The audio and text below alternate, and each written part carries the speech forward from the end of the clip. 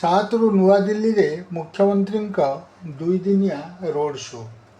ଚଳିତ ମାସ 7 ଏବଂ 8 ତାରିଖରେ ନୂଆଦିଲ୍ଲୀରେ ରାଜ୍ୟ ସରକାରଙ୍କ ପକ୍ଷରୁ ଆୟୋଜିତ ହେବାକୁ ଥିବା ନିବେଶକ ସମ୍ମିଳନୀରେ ମୁଖ୍ୟମନ୍ତ୍ରୀ ମୋହନ ଚରଣ ମାଝୀ ଯୋଗଦେବେ।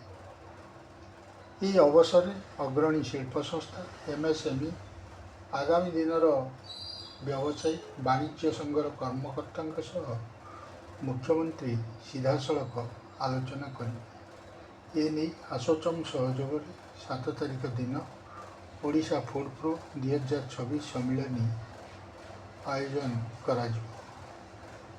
ଏହି ରୋଡ୍ ଶୋ ଜରିଆରେ ଖାଦ୍ୟ ପ୍ରକ୍ରିୟାକରଣ କମ୍ପାନୀ ବିଶେଷଜ୍ଞମାନଙ୍କ ସହ ଆଲୋଚନା କରାଯାଇ ରାଜ୍ୟରେ ଥିବା ସମ୍ଭାବନାକୁ ଉଜାଗର କରାଯିବ। ଏହି ଅବସରରେ ଖାଦ୍ୟ ପ୍ରକ୍ରିୟାକରଣ ସମ୍ପର୍କିତ ରିପୋର୍ଟ ଉନ୍ମୋଚନ କରାଯିବ।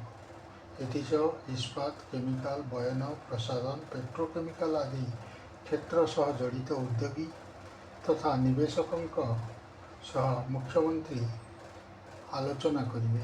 8ରେ ଗ୍ରେଟର ନୋଇଡାରେ ଆଲୁମିନିୟମ ସହ ଜଡ଼ିତ ଶିଳ୍ପ ସଂସ୍ଥାର ପ୍ରତିନିଧିମାନଙ୍କୁ ନେଇ ସମ୍ମିଳନୀ ଆୟୋଜନ କରାଯିବ। ଏହି ସମ୍ମିଳନୀରେ ମୁଖ୍ୟମନ୍ତ୍ରୀଙ୍କ ସହ ଶିଳ୍ପମନ୍ତ୍ରୀ ସମ୍ପତ ଚନ୍ଦ୍ର ସ୍ୱାଇଁ ଓ ରାଜ୍ୟ ସରକାରଙ୍କ ବରିଷ୍ଠ ଅଧିକାରୀମାନେ ଯୋଗଦେବେ।